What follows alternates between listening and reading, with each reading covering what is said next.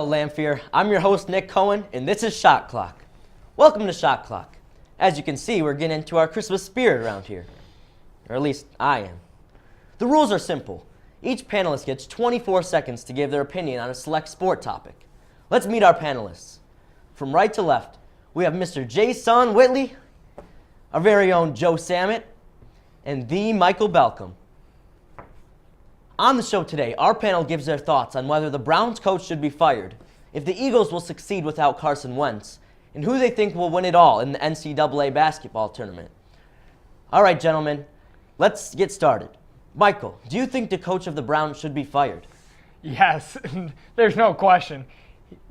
The team's god-awful. They're horrible. They're lucky to win one game.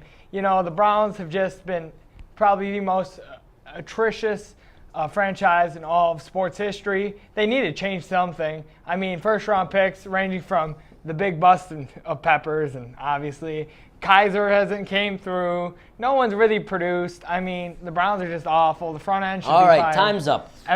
Joe, what are your thoughts on this? You know, I don't know if I would call Peppers a big bust at all, but when you take everything into consideration, there's definitely a lot of stuff going on in Cleveland. I think that there's some fishy stuff going on. I think they definitely need a new head coach. They won one game on a missed field goal by the Chargers, so if you look at it, they really shouldn't even have won a single game, so it just really speaks for itself. Okay. When you look at that, it's all right, bad. Jason, do you think Hugh Jackson should lose his job? No, I don't think it all goes on him.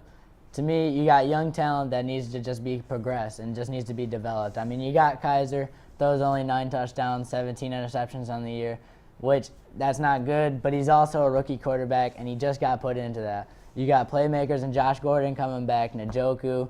He's a good rookie tight end for them, big playmaker. You notice and how all those Duke highlights were against the Lions? Duke Johnson, great Okay. running back.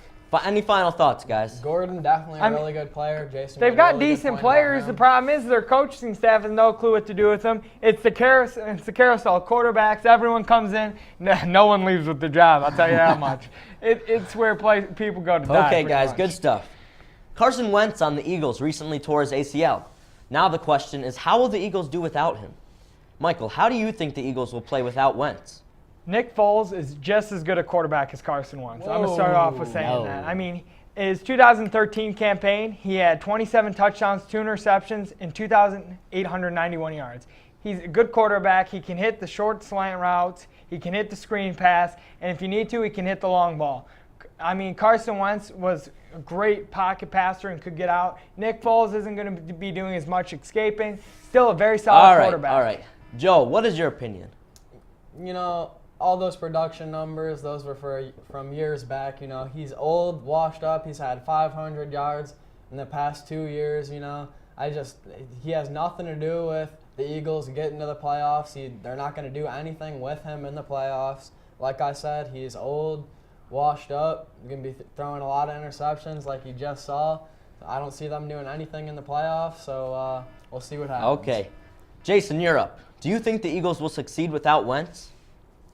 I think they'll be fine without Wentz. Of course, you're not going to have the mobility factor that Wentz, produced. He runs a 4.5 at 6'5", which, I mean, you can't really replace that. But the passing is still there, obviously. If Nick Foles can get it going early, get a few passes to get his confidence up. They have a great defense. It's he'll not be just there. him. And like he said, defense will keep him in the game. So I think they'll just be fine. Got to score points to win the game. But the thing is he's proven that he can throw the deep ball. He's a good veteran quarterback. He'll step Can he in. make the comeback? He certainly I can. hope so. All right, on to our last topic. Michael, you're up again. What NCAA basketball team do you believe will win it all? I mean, you got to go with my Spartans here, for God's sakes. I mean, they're such a good team this year. They've shown things that I haven't seen in years past. You got Miles Bridges, 15.6 points a game, almost 7 rebounds. Nick Ward, 13 points a game, 6 rebounds. I mean, the entire starting roster is averaging over 10 points a game. Solid rebounding. They're playing as a team. This year, look for them to go all the way. Duke's insanely overrated, playing Thanks, tight games Michael. every time. On to Joe. How do you feel about this?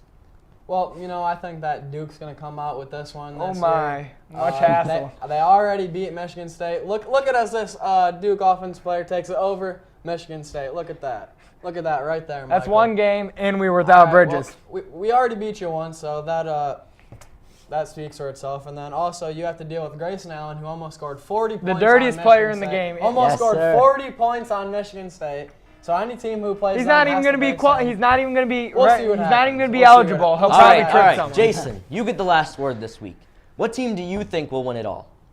I got to go with Michael and go with the Spartans on this one. You know, Bridges has been playing hurt all year. He has a sprained ankle, still putting up good numbers. Of course, you got Nick Ward and all the shooters. Cassius Winston, a key contributor to that Don't forget team. about Langford, the transfer. That'll pass the ball. He's willing to pass the ball, but can also score. But back to Duke, they lost to Boston College, and almost every game this season they've But they been beat down. Michigan State.